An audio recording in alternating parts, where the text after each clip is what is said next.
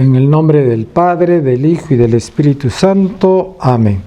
Queridos hermanos, hoy día lunes de la tercera semana del tiempo pascual. El Evangelio es según San Juan, capítulo 6, versículos del 22 al 29. Al día siguiente, la gente que se había quedado al otro lado del lago notó que allí no había habido más que una lancha y que Jesús no había embarcado con sus discípulos, sino que sus discípulos se habían marchado solos. Entre tanto, unas lanchas de Tiberíades llegaron cerca del sitio donde habían comido el pan, sobre el que el Señor pronunció la acción de gracias. Cuando la gente vio que ni Jesús ni sus discípulos estaban allí, se embarcaron y fueron a Cafarnaúm en busca de Jesús.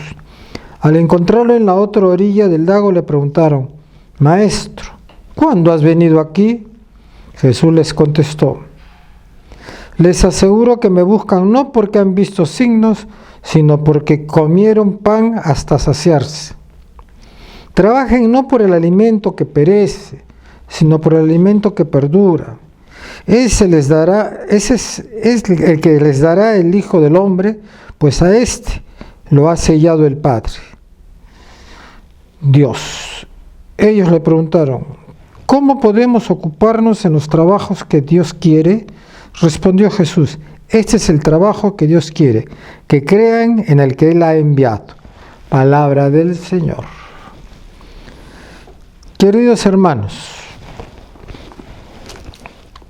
este Evangelio nos hace ver actitudes de muchas.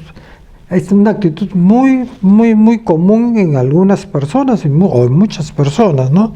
Cuando Jesús le dice: me buscan no porque han visto mis signos, sino porque comieron pan hasta saciarse, ¿no?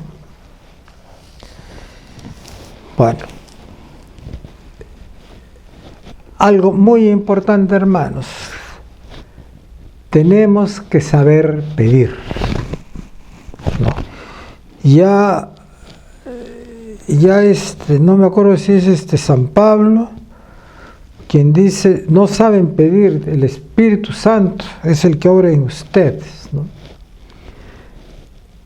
En este tiempo que estamos viviendo de pandemia y que estamos rezando bastante para que el Señor se apiade de nosotros, es cuando más tenemos que saber cómo vamos a pedir al Señor. Dos condiciones para pedir: la sinceridad y lo que se le debe de pedir al Señor, ¿no? Recuerden ustedes que no podemos pedirle a Dios, ¿no?, que mejore las cosas haciendo un mal, ¿no? Tenemos que pedir al Señor, ¿no?, de que a los gobernantes que tenemos hoy día, no el Señor los mate y los destierre y los castigue, sino que les abre el entendimiento. Es muy importante, ¿no? Acuérdense que Jesús, cuando era en la pasión, ¿no?, ya en la cruz, que dijo: perdónanos porque no saben lo que hacen, ¿no? Perdónanos porque no saben lo que hacen. Entonces, busquemos al Señor, no solamente porque sabemos que Él es el que nos va a ayudar, sino que busquémosle a Él y vivamos su pasión, ¿no? En otras palabras, identifiquémonos con la pasión del Señor. Si el Señor murió, sufrió, ¿no?, físicamente, ¿no?, antes de morir en la cruz, ¿no?, es lo que tenemos que hacer ahora: unirnos a su pasión, sufrir como Él sufrió, pero no en vano, sino ofreciendo ese sufrimiento. Ese es el secreto, hermanos, ¿no? Esa tensión que vivimos, el nerviosismo, la inseguridad que nos afecta tanto, ¿no?, eso ofrezcamos al Señor para que el Espíritu Santo, ¿no?, les quite las vendas a los ojos, al entendimiento, a nuestros a nuestros gobernantes y se den cuenta de que están actuando mal, ¿no? Nos faltan vacunas, ¿por qué no proveen vacunas? Que mientras no tengamos suficiente vacuna, quiere decir que la forma como lo están haciendo está mal. Tienen que reconocer que se están equivocando, ¿no? El pueblo de Dios necesita esas vacunas para poder salvarse. Y el pueblo de Dios también necesita del alimento para la vida eterna, que es el cuerpo de Cristo, que nos habla, que permitan abrir las iglesias. Porque no importa la forma en que morimos, lo que importa es que tengamos vida eterna. Y si la gente que de por sí muchas veces no va mucho a la iglesia y ahora impiden que los demás vayan a la iglesia, entonces están tratando de que la gente no se salve. Pero no lo van a conseguir. Estoy seguro que no lo van a conseguir.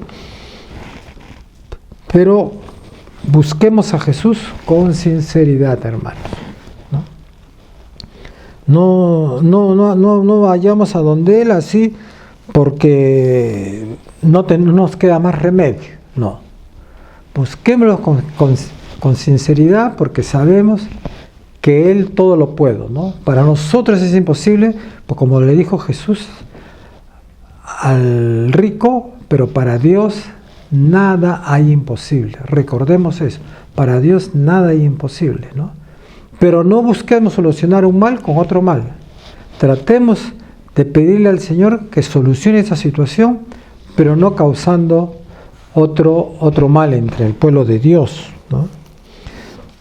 Hoy día en la carta de los Hechos a los Apóstoles dice lo siguiente: en aquellos días Esteban, lleno de gracia y poder, realizaba grandes prodigios y signos en medio del pueblo, ¿no? Unos cuantos de la sinagoga, llamados de los libertos, oriundos de Cirene, Alejandría, Cilicia y Asia, se pusieron a discutir con Esteban, pero no lograban hacer frente a la sabiduría y al espíritu con que hablaban. Indujeron a unos que asegurasen: lo hemos oído hablar blasfema contra Dios y contra Moisés. Alborotaron al pueblo, a los senadores y a los letrados. Agarraron a Esteban por sorpresa y lo condujeron al consejo, ¿no? Este individuo no para de hablar contra el templo y la ley. Lo hemos oído decir que ese Jesús de Nazaret destruirá el templo y cambiará las tradiciones que recibimos de Moisés. Bueno, hermanos, nosotros vemos cómo está atacada la iglesia también ahora. No solamente la iglesia como institución, sino también a los miembros que forman esta institución, ¿no? Hace poco un padre en el África ha sido asesinado. Y no solamente uno, hay varias personas que han sido perseguidas. No recuerdo ahora exactamente, pero estamos siendo perseguidos. Estamos siendo perseguidos. Y en esa persecución no nos amedrentamos, no tengamos miedo, ¿no? La iglesia de Cristo comenzó, ¿no?, con la sangre de los mártires. Hoy día pues sepamos ser mártires de Cristo en esta pandemia y este gobierno que nos ha tocado, ¿no? Vivamos ese martirio, ¿no?, gozoso de no poder ir que no nos permiten abrir los templos para que la gente pueda ir a rezar, a alimentarse con la palabra de Dios, alimentarse con su cuerpo, ¿no? Vivámoslo eso como martirio, no lo dejemos pasar así nomás, ¿no? Y no nos dejemos llevar por la indiferencia. ¿Ya qué vamos a hacer? Pues no podemos hacer nada. No, hay que unirse en esta época mucho más al Señor, ¿no? Unirnos al Señor y el sufrimiento que nos causa todo eso, ofrecérselo a Él, ¿no? Dárselo a Él para que de esa manera hagamos ese trueque, como un trueque que le hacemos al Señor. Yo te doy mi sufrimiento y te pido tú que me ayudes en estas cosas, ¿no? Cambia a nuestro país, danos gobernantes que sean creyentes, ¿no? A la iglesia no le interesa cómo se van a hacer las estructuras sociales y políticas. Lo que la iglesia cuida es que esas estructuras reflejen ¿no? El amor de Cristo. ¿Qué quiere decir que reflejen el amor de Cristo? Que sigan la doctrina de Cristo, ¿no? Los mandamientos, las leyes, cómo nos aconseja Jesús que debemos solucionar los problemas, ¿no? Normalmente solucionamos los problemas no siguiendo lo que nos pide Jesús, porque para Dios el hombre es lo más importante, ¿no? Para el mundo parece que lo más importante es el dinero. No le importa la explotación, no le importa que la gente se muera de hambre, no le importa que cuanto menos le pueden dar de salario, y ahí buscan las leyes para darle poco salario, a pesar que son empresas que lucran bastante, ¿no? Entonces, mientras el mundo no recibe una buena educación cristiana, y también por eso han prohibido que se enseñe religión en los colegios, porque si todas las personas conocerían la verdad, que es Cristo, como aquel que ha bajado del cielo nos ha dicho cómo debe organizarse la tierra de acuerdo a las instrucciones del cielo, ¿cómo lo van a hacer si no lo conocen?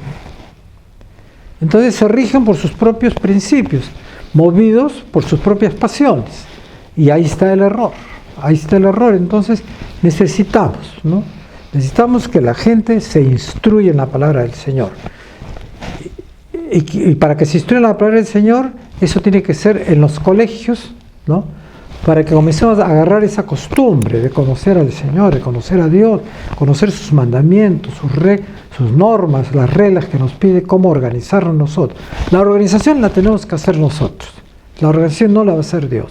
La vamos a hacer nosotros, pero tomando como guía y referencia la escala de valores cristianos.